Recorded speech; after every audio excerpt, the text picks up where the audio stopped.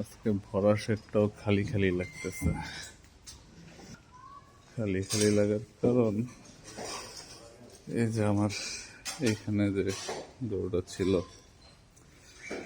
বড় গরুটা, প্রথম বাছুরগুলার একটা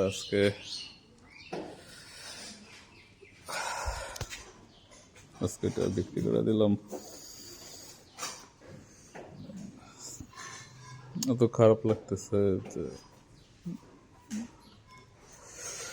বলার মতো না।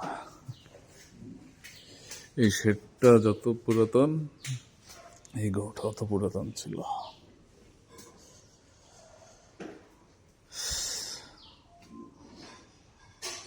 এখানে সব গরুর পরের, এটার সাথে আসলে এতটা ইমোশনালি অ্যাটাচড ছিলাম যেটা বলার মতো না।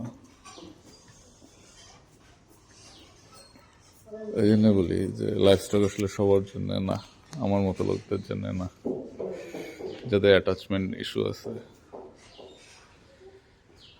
তো যারা আছে আমার মতো অ্যাটাচমেন্ট ইস্যু অনেক বেশি, তারা আসলে গরুর খামারে আসি, মানে গরু করেন না, মুরগি করেন, অন্য কিছু করেন, লং টাইম যেগুলো রাখবেন ওদের জন্য না আসলে।